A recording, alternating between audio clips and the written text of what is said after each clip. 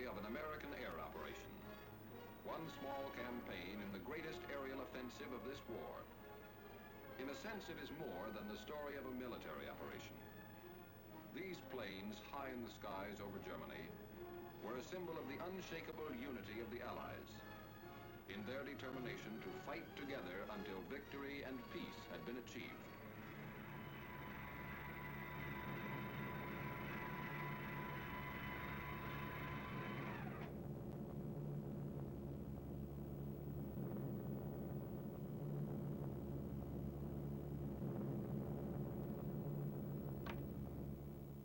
June 2nd, 1944. On this day, 650 American flying fortresses inflicted severe damage on German defenses along the invasion coast.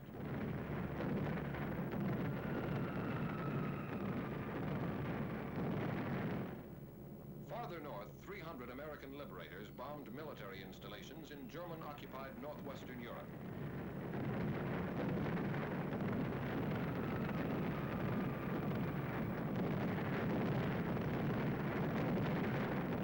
Flak was heavy over some targets. 8 of our planes did not return to their bases. On this same day, June 2nd, 1944, a task force of 150 flying fortresses, escorted by 70 fighter planes, attacked railroad and marshalling yards at Debrecen, Hungary. None of these planes returned to their bases on this day. June 21st, 1944.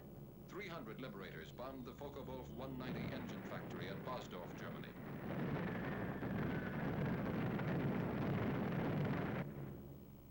An hour later, 800 flying fortresses attacked targets at Berlin, Germany. Damage was inflicted on railway stations, freight yards, and factories. Bombs were also dropped on the ministries of war and propaganda, as well as Gestapo headquarters.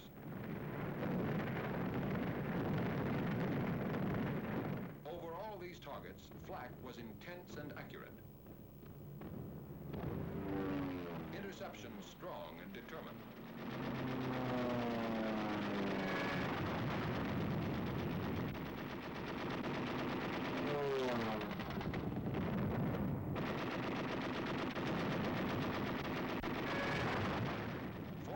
German planes were shot down.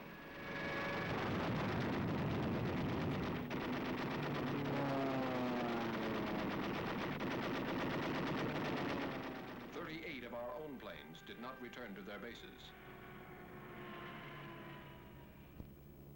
And on this same day, at about the same time, 155 flying fortresses, escorted by fighters, bombed synthetic oil plants and refineries at Ruhland, 70 miles east of Leipzig, Germany.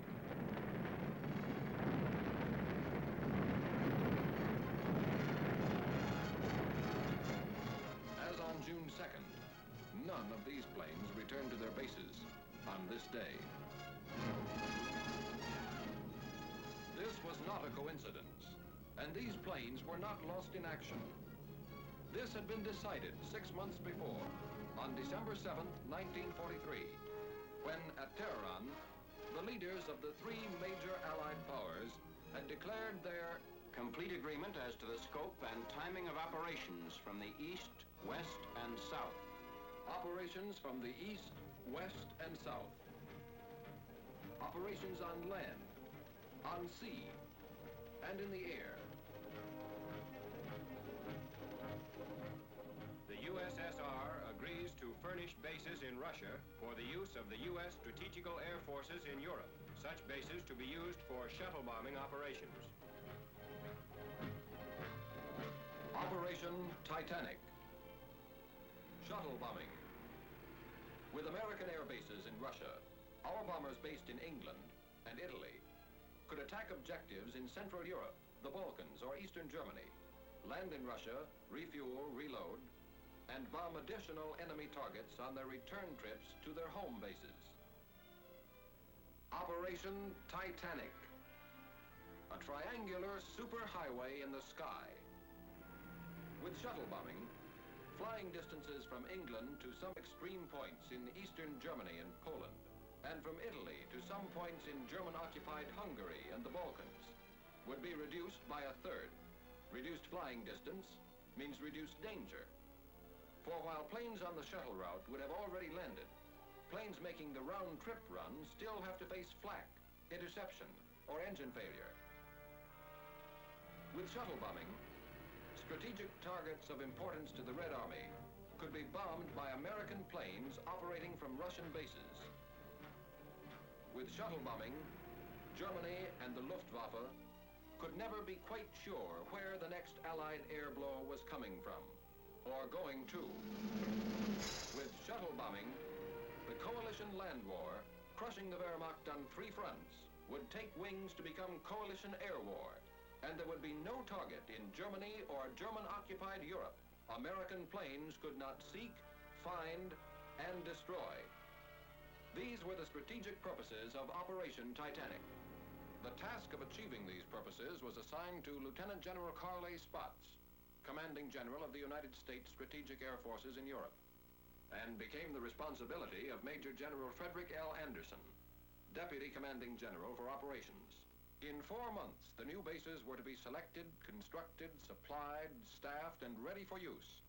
A problem in men, materiel, space, time, and secrecy, requiring food, gasoline, bombs, ammunition, trucks, jeeps, steel matting, and more than 20,000 tons of other equipment, to be shipped by convoy from Liverpool and other British ports through the North Atlantic and Arctic Oceans.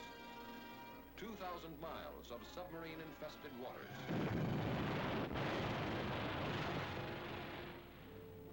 Then from Murmansk, the Soviets' Arctic ice-free port, by rail. An additional 2,000 miles. Radio equipment to be flown by ATC from the United States to Russia. A distance of 5,000 miles. Oil and more gasoline by tank car from Iran and British surplus stocks in the Middle East. 3,000 miles. A task force of expert ground crews transported from the United Kingdom to Cairo through the South Atlantic and the Mediterranean. By rail from Egypt to Palestine. By motor convoy through the Holy Land and Iraq. Then up and over the snow-covered mountains of northern Persia to the southernmost end of the Russian Trans-Caucasian Railroad at Tabriz.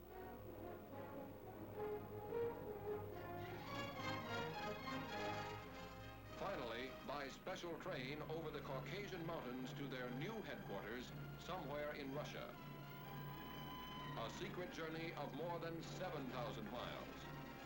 By the end of 4 months, the bases were ready. And Ambassador Averill W. Harriman and Major General John R. Dean, head of the United States military mission at Moscow, landed on the first American airbase on Russian soil. Now, with preparation and organization completed, the task of transforming theory into reality was assigned to the 8th American Air Force, based somewhere in England, and the 15th Air Force, based somewhere in Italy. Early in the morning of June 2nd, crews of bomber and fighter commands of the 15th Air Force were assembled to be briefed for a special mission. A special mission for pilots, navigators, bombardiers, and gunners. And finally, a special word of farewell from Major General Twining, Commanding General of the 15th Air Force. I do not have to impress you with the importance of this mission to the Russian bases. I'm sure you are fully aware of this important event. I would like to mention one thing about which you must be very particular. That is your conduct while at these Russian bases. Be soldierly and neat at all times. The Russian is a fine soldier who appreciates results and one who does not understand big talk. Wish you the best of luck. Goodbye.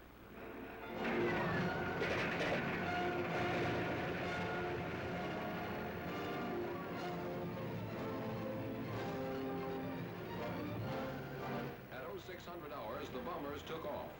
with Lieutenant General Ira C. Aker, Commanding General of the Mediterranean Allied Air Forces, in personal command of the task force, the fortresses left the ground with clockwork precision. One fort every 30 seconds.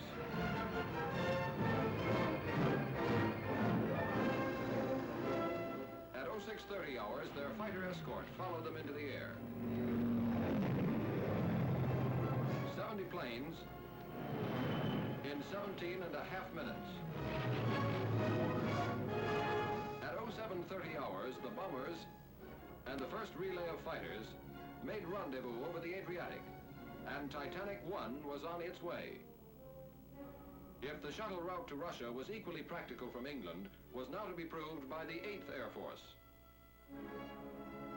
0100 hours, the morning of June 21st. Somewhere in England, Titanic 2. At 0530 hours, the heavily loaded bombers took off into the fog of an English dawn. 24 minutes later, the first group was in the air, heading northeast to the task force assembly point.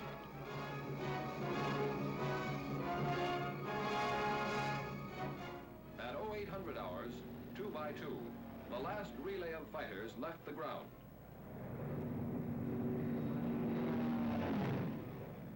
At 0930 hours, flying fortresses and Mustangs made rendezvous high over the German coast, and Titanic 2 was on its way. At 1200 hours, it dropped its bombs on the Ruland oil fields and continued to its new bases somewhere in Russia. That is why on June 2nd, and again on June 21st, American planes did not return to their bases somewhere in Italy or England. For on each of those days, their mission was still unfinished. In a sense, it had only begun.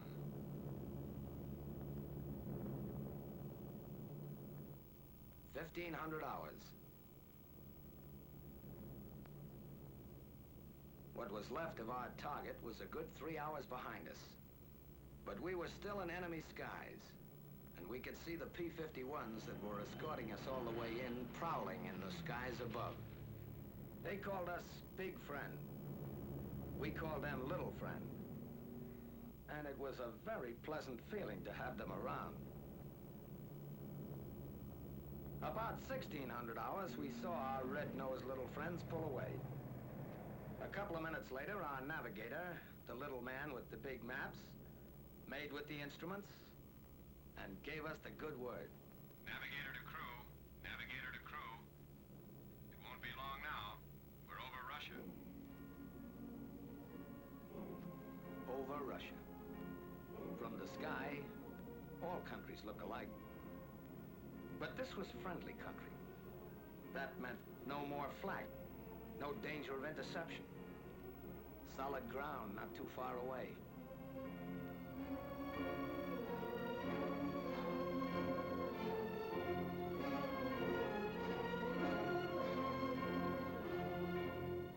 It meant a new country, a new people. Lives we'd heard about, read about, but never seen. How do you get along with people you can't even talk to? Would we like them? Would they like us?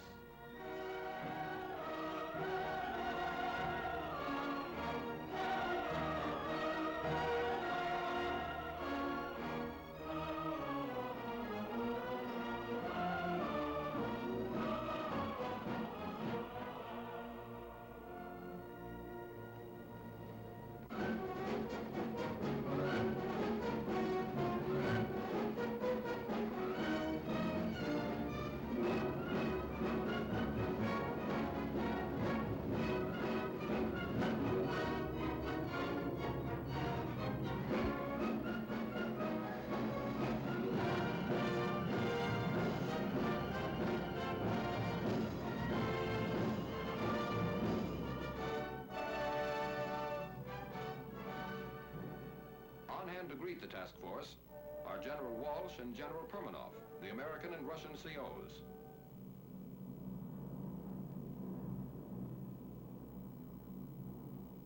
Coming in, Base X looked like any other American airfield. neat rows of GI tents. Runways dotted with B-17s. Ground crews at the edge of the field, their faces to the sky. One difference, though, the ruins all around the base. A silent reminder that enemy boots had marched in two directions here, quite recently.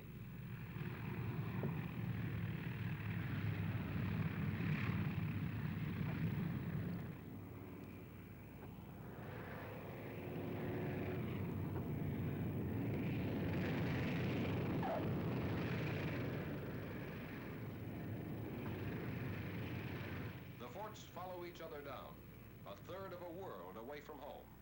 Wheels made in Akron touch steel matting made in Pittsburgh on an American landing field in Russia.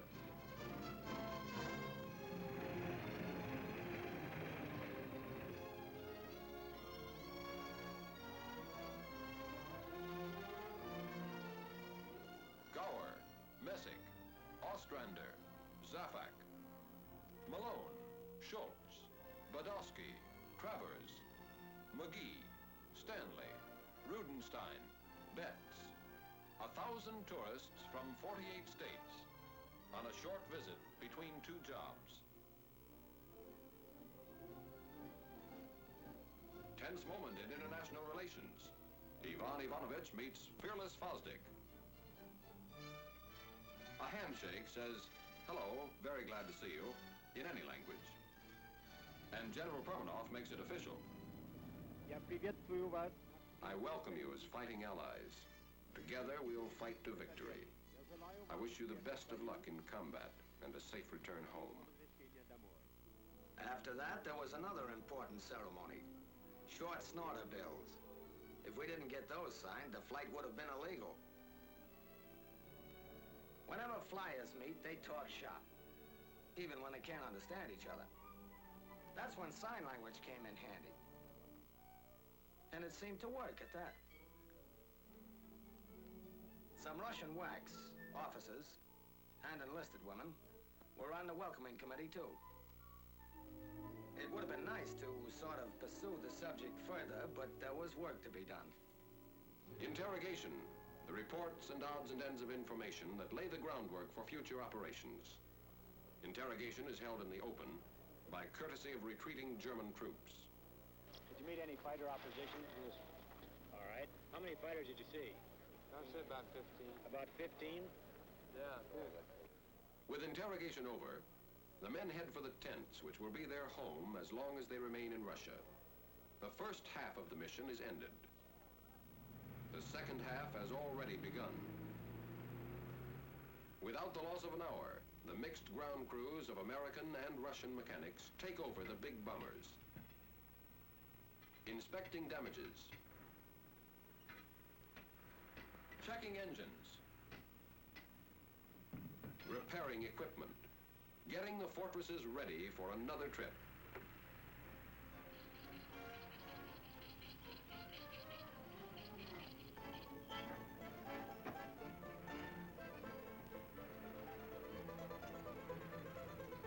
Okay. Spasiba. Kuchnia. Kuchnia stands for kitchen. Kitchen stands for chow. And even in Russia, you stand in line for it. On KP duty, Katya, Manya, and Olga. Not Buck or Eddie or Pete, but soldiers too. And darn good cooks to boot, who cooked and served our supper. Harch, pожалуйста. K-ration, with a Russian accent. And spam a la Stroganoff. The coffee was hot. That's about all you could say for it. The name was Mashenka.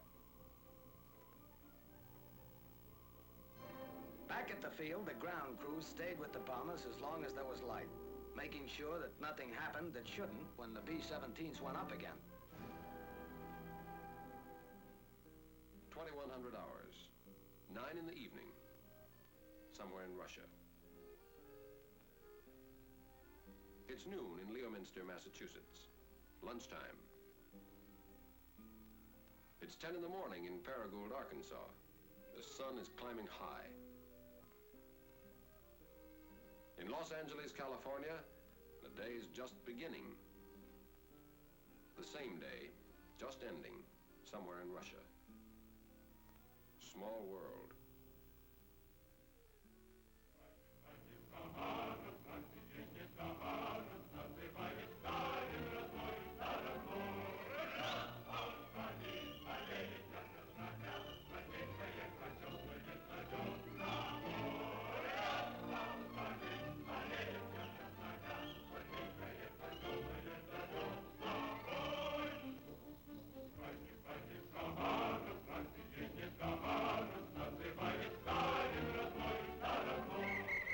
Another day, just beginning, somewhere in Russia.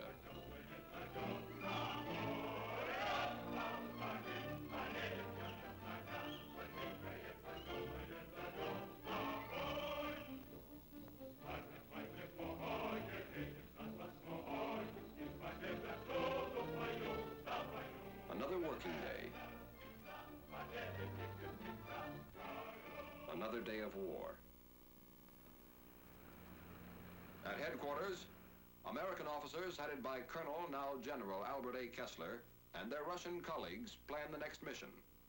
Objective, the destruction of one of several strategic targets in the path of the Red Army. The target is selected. Weather permitting, mission tomorrow. A task force of this size needs gasoline, more than 350,000 gallons of it. Ammunition, more than 1 million rounds. Bombs, more than 500 tons. And more than 50,000 American and Russian man-hours of servicing in preparation.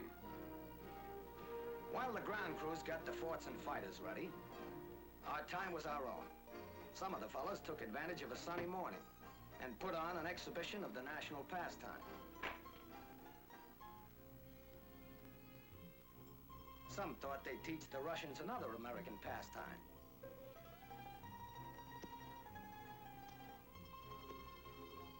And learned that others had taught too well before them. Some tried to bridge the distance home. To let the folks know their wandering boy was somewhere in Russia last night. Some of us, over lunch of borscht and kasha, talked over tricks of the trade with the Russian fighter pilots, whose small, fast yaks are part of the field's defenses, constantly on the alert. Some tried to preserve the more exotic aspects of Base X, like the American nurses that are stationed there, perfectly at home abroad. Some discussed with the Russians current events, literature. Yeah. Sports. Like that? Yeah. And art. Some moseyed over to a nearby pasture and found out that milking a cow in Russia is no different than it is in Iowa.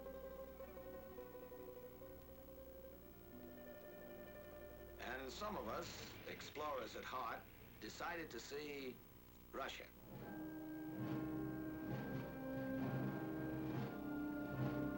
The town near the base is a market center for the adjacent farming district, and a fair was held each year along its main street.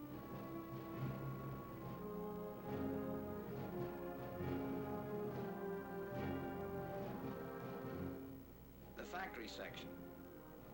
Principal industry, the manufacture of leather goods. The Ukrainian Museum, well known for its collection of historical treasures and valuable objects of art.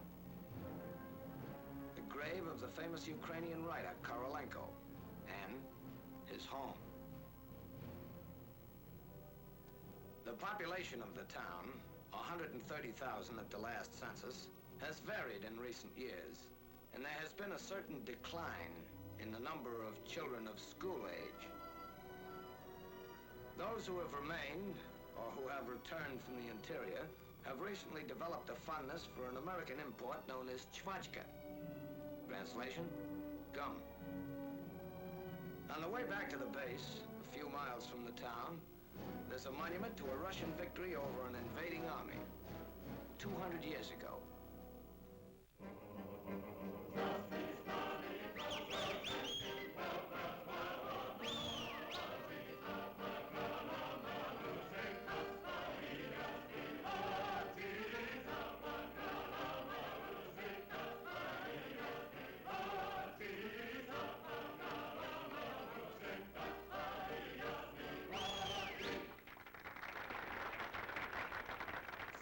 Третий номер. Украинские народные песни в исполнении хора имени Шевченко. Next number. Ukrainian folk songs by the Shevchenko Choir.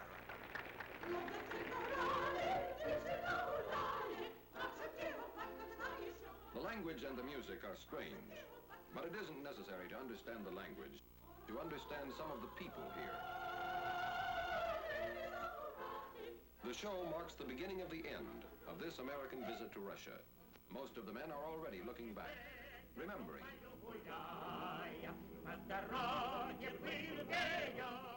Lieutenant John Morris, navigator of Nanticoke, Pennsylvania, who has the Distinguished Flying Cross and the Air Medal with 4 clusters, was particularly impressed by the medals worn by the Russian soldiers.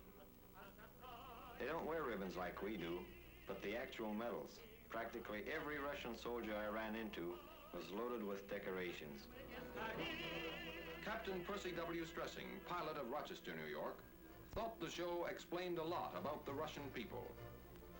Those Russians sure like to sing and dance. One of the numbers was kind of a tap dance. I think the Russians resemble Americans in a lot of ways. They've got a great sense of humor. They can laugh and enjoy everything, even though their whole country is in ruins.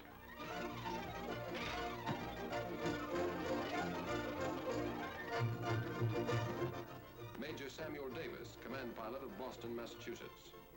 It was good to relax and listen to music and laugh, but you could never forget there was a war on here. Most everybody was in uniform. Men, women, even children. I saw a lot of kids who'd been through plenty of action. Some of them who had medals to prove it couldn't have been more than 10 or 12 years old. One of the other fellows told me he ran into one kid who'd been a sniper with the guerrillas and had 21 notches on his rifle butt. A sniper with the guerrillas at his age. Technical Sergeant Louis Zerlnick, engineer gunner of Brooklyn, New York, spent a lot of time with the Russian ground crews. Some of the men in the show, and quite a few around the base too, had been wounded as much as 3 or 4 times. They were working on the base for a rest before going back into combat. Those Russians sure have funny ideas about resting.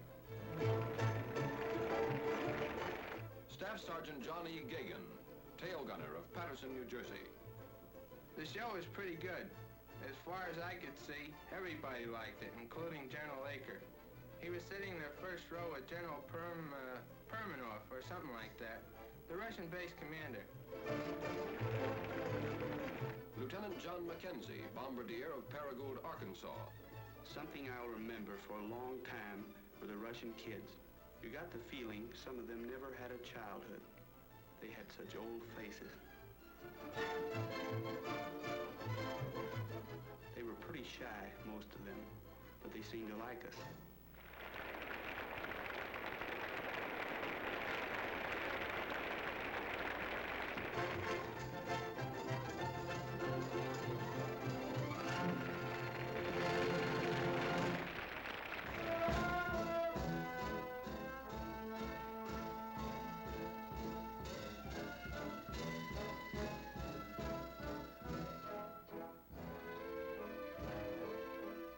Technical Sergeant Clinton Miller, engineer gunner of Montvale, New Jersey.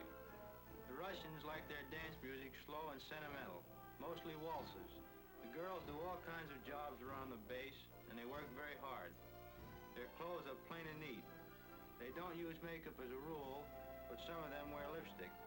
I remember one girl who was in charge of an ACAC crew.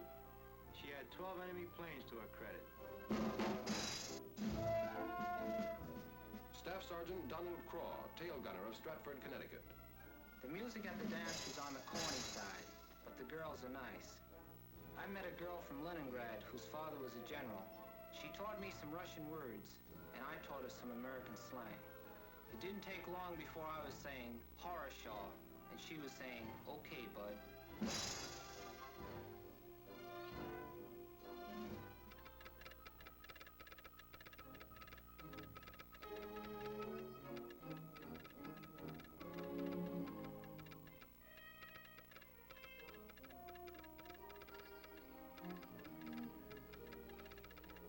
Weather? Okay. Take off, 0900 hours. Taxi out, 0845. Stations, 0840. Briefing, 0600 hours. Briefing. 0R 1320. Your altitude will be 22,000 feet, which is your bombing altitude. And the place will be the target. Target for today. It may be a locomotive works in Poland, an aerodrome in Hungary, an oil field in Romania, or a tank factory in Germany itself. Whatever the target, today's mission will prove again that no objective in German Europe is secure from American bombers. Your group and wing assembly will be at 12,000 feet over the base. Your bombing altitude will be 22,000 feet. We'll pick up our fighter escort over the front at 11:43. Target time, 13:20. Gas load, 2,700. Bomb load, 10 500-pound GPs. Bomb load, 10 500-pound GPs. GP, general purpose. General purpose, to reduce the enemy's mobility, to disrupt his lines of communication, reinforcement, and supply, to destroy his war machine at its very source, his mines, his mills, his factories, and to deliver a message.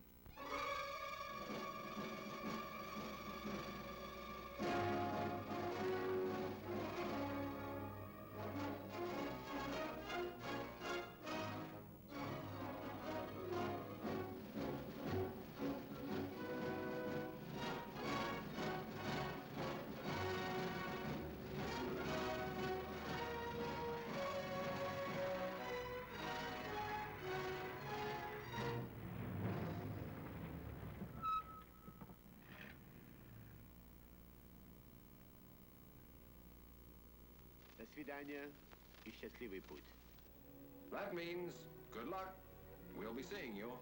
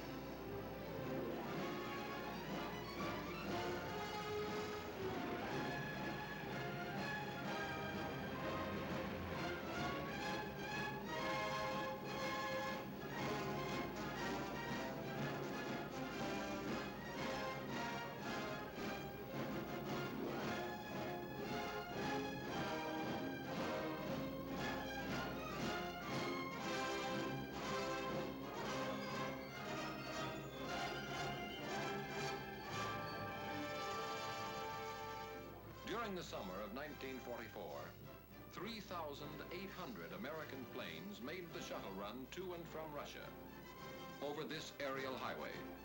In less than 4 months, 24 targets in Germany and German-held territories, some never before within effective range of our bombers, felt the lash of American air power, striking against railway centers and marshalling yards at Debrecen and Szolnok, Hungary, Bucharest, and Ered, Romania, and Béziers, France, against airdromes at Galați, Focsani, Buzău, and Zelestia, Romania, Mielec, Poland, Kecskemés, Hungary, and Toulouse, France, against oil fields and refineries at Rulan, Germany, Drohobych, and Tercovina, Poland, Budapest, Hungary, and Ploiesti, Romania, against armament plants and aircraft factories at Gdynia, Poland, Miskolc,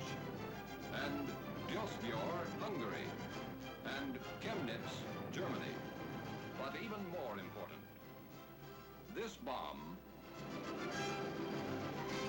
and 10,000 more like it destroyed more than German factories, German oil depots, German railroads. They smashed Germany's last hope of escaping defeat by dividing the Allies. Never before have the major Allies been more closely united, and they're determined to continue to be united, so that the ideal of lasting peace will become a reality.